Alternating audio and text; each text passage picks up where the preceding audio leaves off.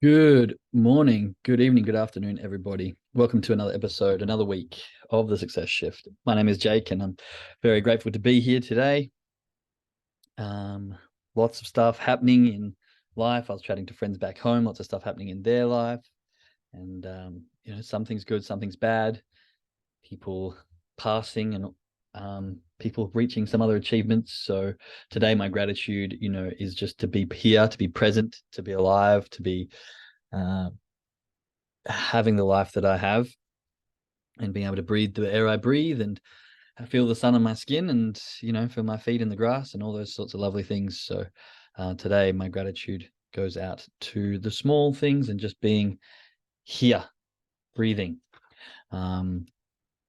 And yeah, I want you to think about, in my meditation this morning, it was really about being present, the present awareness of everything around me and listening to the sounds that you hear as we speak, listening to the looking at the colors in the room and feeling the vibrations or feeling the movement of everything around you and just being really present. So I'm really grateful for my senses, that they all work and that I'm here and that I'm present and that I'm able to have the life that I have. So very lucky compared to others. Chuck your gratitude into the chat and we will get going on today's topic, which is something that I've been thinking about a lot over the last probably the last few months. But now over the last couple of days, I've been speaking to people more and more. And yeah, this topic seems to have come up a little bit. So I'm going to try and do my best to express it. But before we get into it, we'll have a look in the chat. We've got some people grateful for this morning for another opportunity to get it right. Love that. Every morning you wake up is another opportunity to get things right. I'm grateful for holidays. I had the opportunity to hang out with my grandkids over the long weekend at the dinosaur museum. I think someone talked about the dinosaur museum the other day. I don't know if it was you, but the dinosaur museum sounds great. I really want to go. And that is lovely hanging out with grandkids. I've just started the parenting life and I can't imagine what it's like to have the grandkids later down the track. So very exciting, very lovely to share. So today I want to get on to the topic of I've titled this "I Think versus It Does," and the reason I titled it like that is because I know that when I'm trading or when I was trading, I was often trying to. So on the journey to becoming a successful trader, you have to be able to start self-assessing, self-love. We spoke about last week. Giving yourself time to look at the things that you did right and the things that you did wrong on the charts and give yourself the time to adjust and to learn and to grow. And that's kind of what my last 5-6 months has been, just a non-stop trade, self-assess, trade, self-assess, trade, self-assess, trade, self-assess.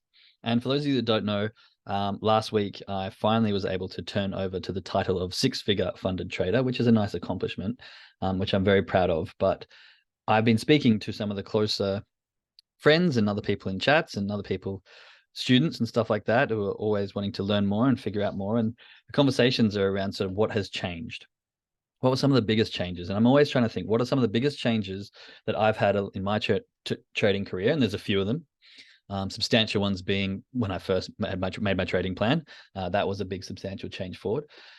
Hence the trading plan course coming out, self-plug, coming soon. Probably next week, the beta spots will be open and the pre-sales will hopefully go on sale next week. The other biggest mode or transition was when I started following that trading plan. But the question then arises, how did you start following that trading plan? What changed in you to actually find the discipline? And I think chuck some ones in the chat if you can agree that this is kind of like the golden question. How do you find that discipline? Because I see lots and lots of traders who trade. Maybe they've got a trading plan, maybe they don't. Maybe they know their trading rules, but they're just, I often hear so many of my students, I don't follow my trading plan. Why do I not follow my trading plan? Why do I keep making the same mistakes? Maybe it's over trading, maybe it's revenge trading, maybe it's early entries, maybe it's not holding on to trades long enough, getting fearful and exiting, whatever it is. It seems to be a recurring mistake that a lot of traders have. And, for some people, it's just one mistake and they fix that and they're off. Some people, it's a number of them. And for me, it was a number. It was a large number of mistakes that I had to fix. And I did over a period of time. But one of the things that I noticed in every aspect, whether it was early exits or fearful trading or revenge trading, I kept on coming down to this expectations versus reality, or this I think versus it does. And the only reason I title like this, because it's the only way I can explain it, is I would be trading in a state of, I think it's going to do this. I think it will break this level and go off to 1,000-point trade. I think it's going to turn around and go right against me. So therefore I'm going to exit just in case. I think it's going to move sideways forever. So I'm going to leave. Whatever it was, I think it's going to do this. And this was me making assumptions based on what I believe the future was going to play out on relative to past experiences I've had. And I say this over and over and over again, that we can't do that in trading. Trading is probability based. It is 100% pure, in the moment, statistical analysis on what you currently see as you look at the charts. Everything has to be in the now. Now, during this episode, you may get a little bit of contradicting messages. This is that cognitive dissonance where you have to hold two competing ideas. I say one thing, but I also say another thing, but they both are true, in the sense of, I always say, forecast what the move's going to do. So you can predict what the move's going to do. You can forecast what you want to see. You can say, I want to see price go up here, set up my setup, reach a level, hit the resistance, touch a Fibonacci number, whatever it is, and then give me an entry opportunity and I will take it. This is forecasting. This is predicting what you want to see. This is looking at it and figuring out, okay, if it does this, then I will do this. But this is not making a trade based on this future planning. This is not making a trade based on what you think the markets are going to do. This is foreseeing so you can be ready to respond. It's kind of preparation. It's before the trade. You often hear me talk before, during, after. Okay, before, during, after the trade, before, during, after the session. There's 3 levels. Getting yourself, like, the trading plan should have what you do before the session, what you do during the session, what you do after the session. The trade, what am I looking for before the trade? How am I managing it during the trade? What am I looking for my exits, and how am I responding and journaling after the trade? All these things should be in your trading plan.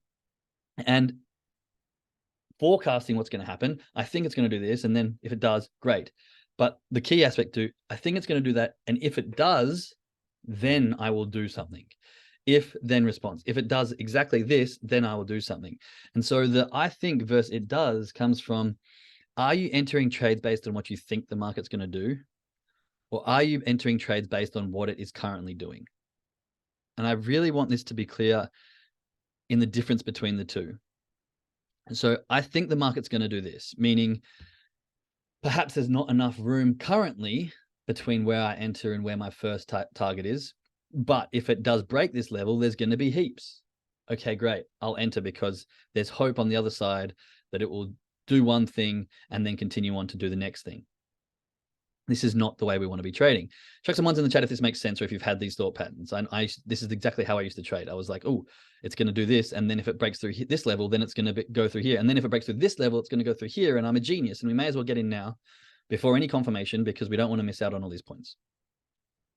If you heard the phrase that we don't want to miss out on all these points. So there's a fear of missing out, and there's a greed aspect to that, because you want as many points. So when you're saying, I think it's going to, what you're doing is you're relying on emotion to predict future.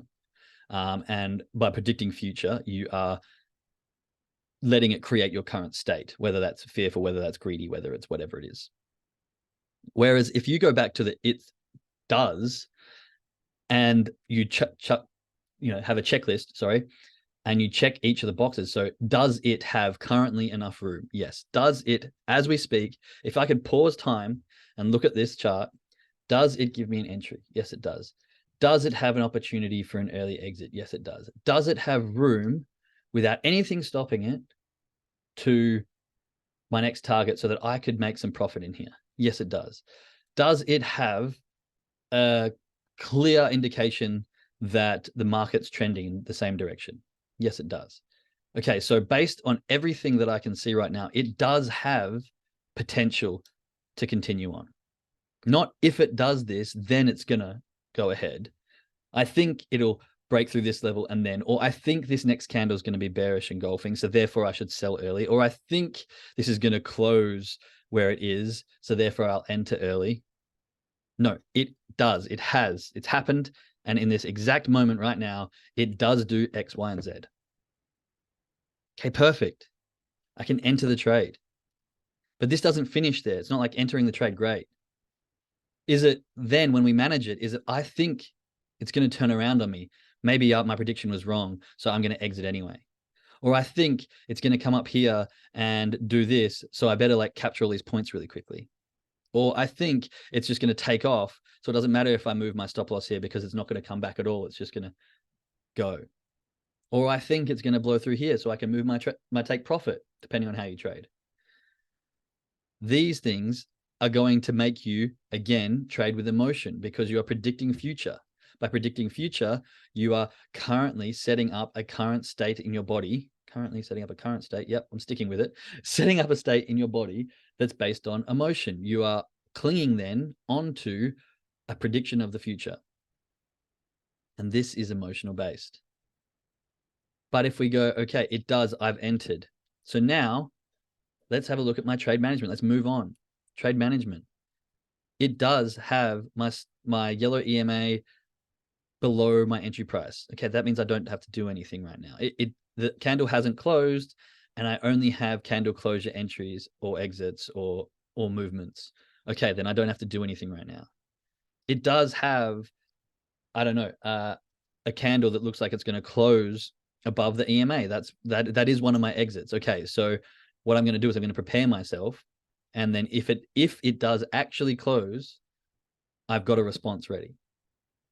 But I'm not going to do anything with that until it actually does. It does the thing that I'm possibly predicting.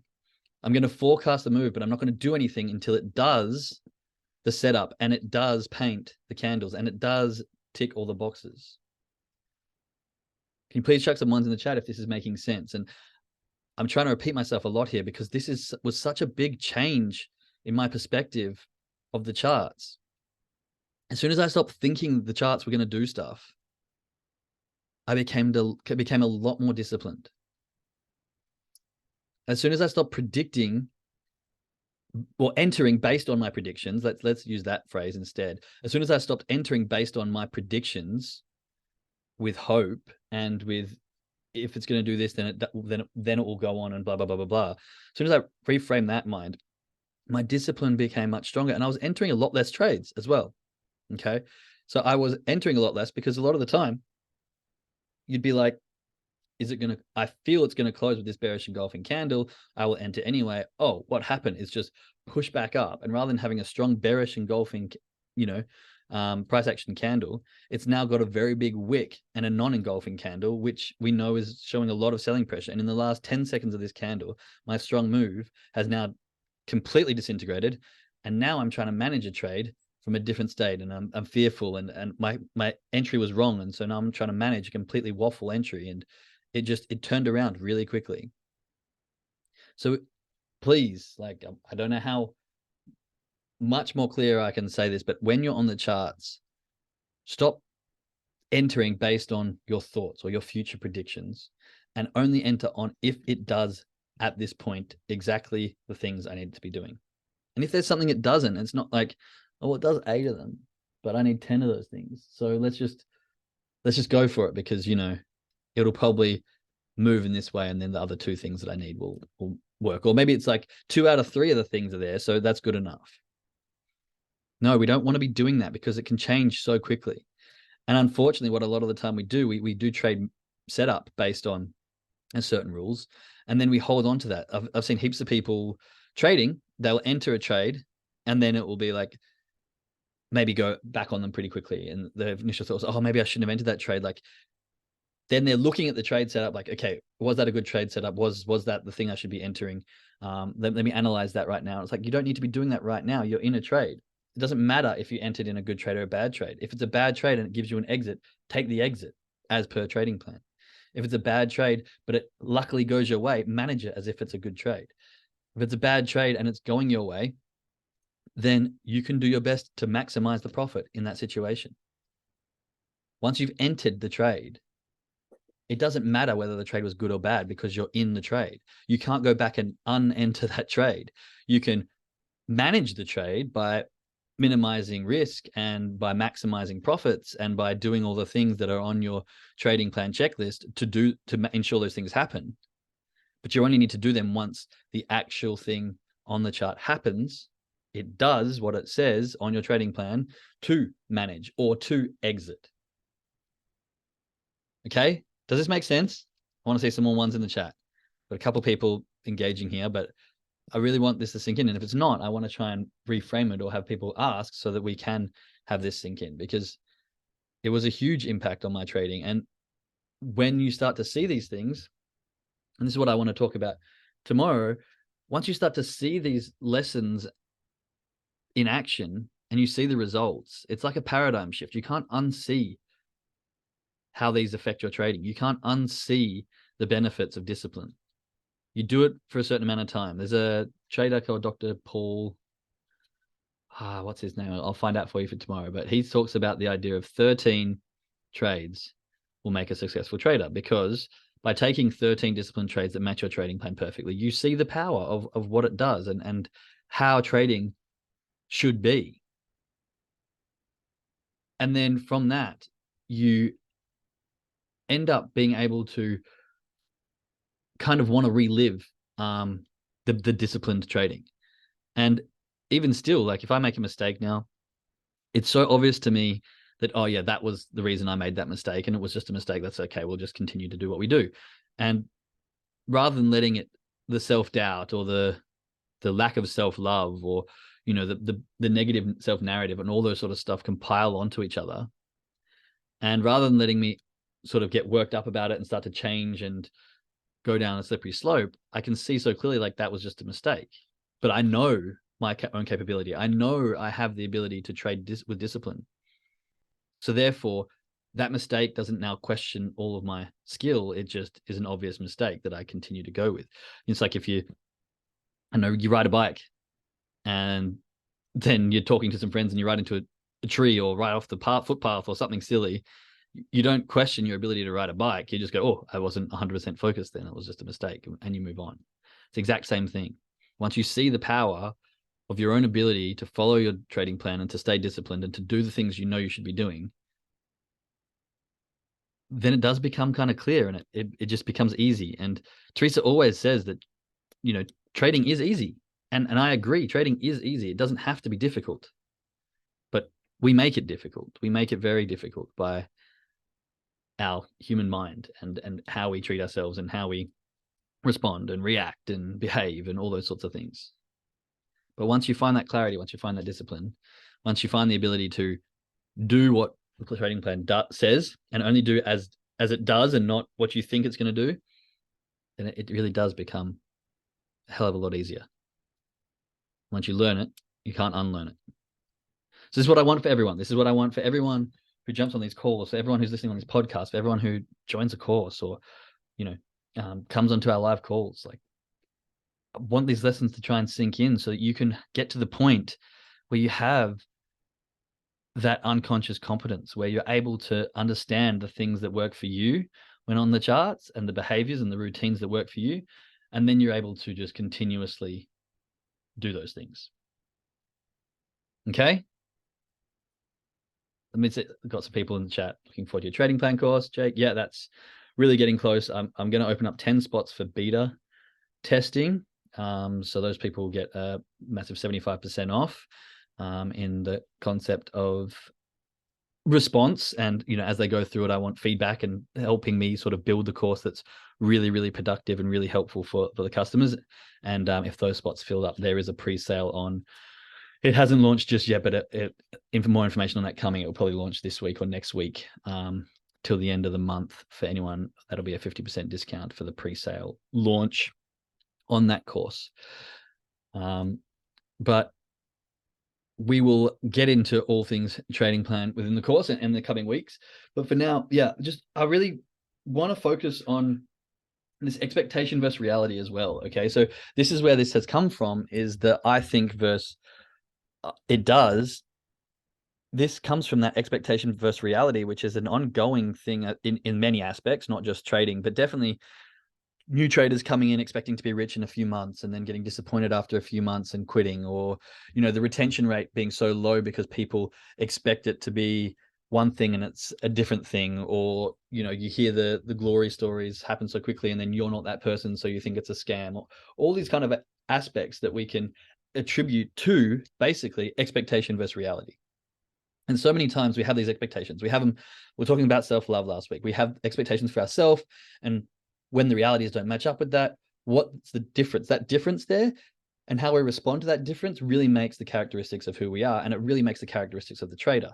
So if you've got an expectation for your own behavior and the reality is this, how do you respond to that difference? Oh, I'm useless, I'm never going to live up to my expectations. Some people are always trying to chase this imaginary expectation that they set themselves.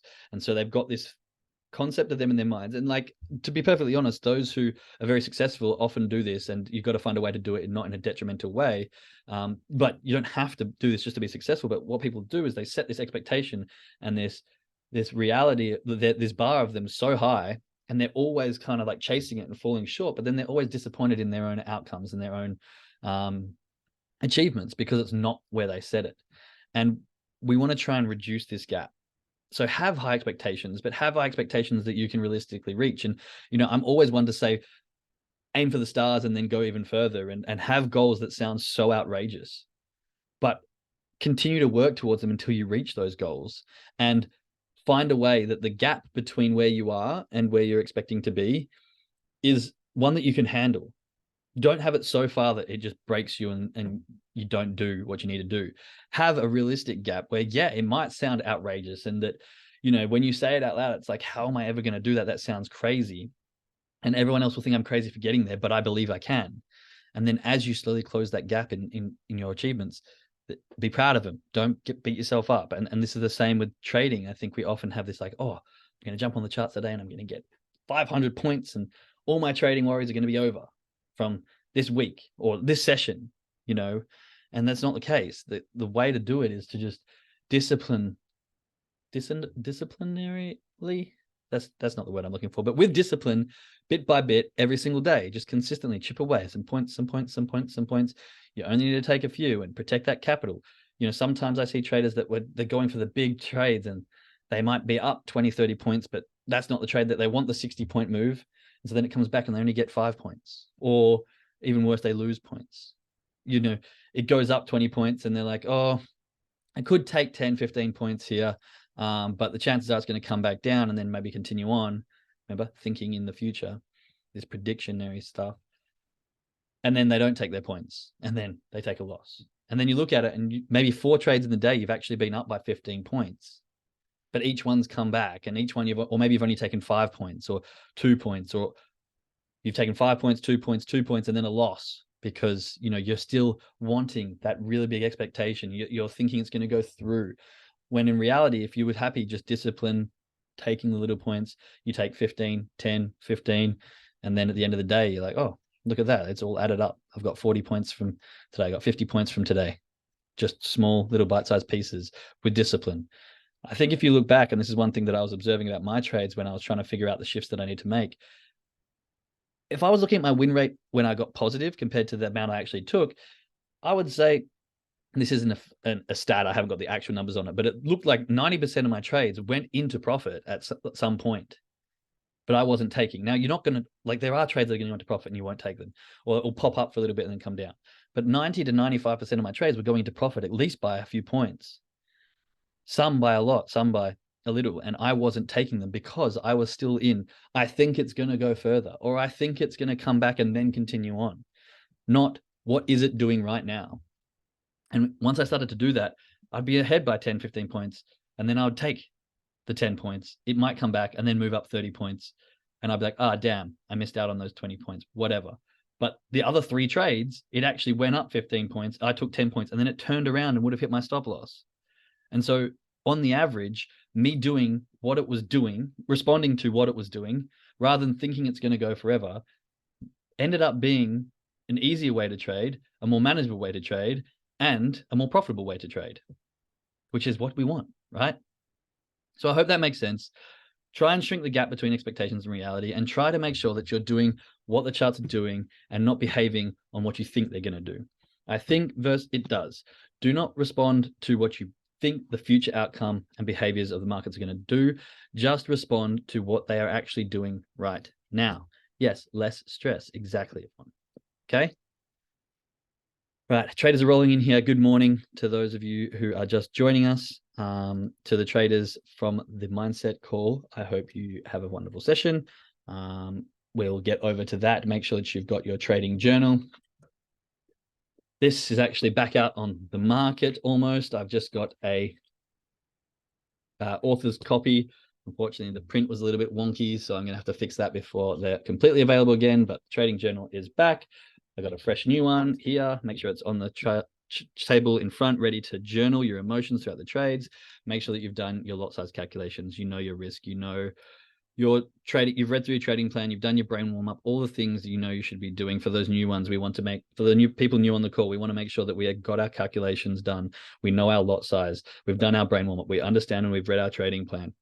That we know how much we're risking. That we're in a good state of mind. That we've let the rest of whatever's in your mind out and you're completely present on the charts. You've done your brain warm-ups and you are ready to trade, because I know I am. So I'm looking forward to it. To those listening on the podcast, much love. I will speak to you again tomorrow. And we're going to talk a bit more about paradigm shifts and how they've really helped me in my trading. So for now, much love and till tomorrow.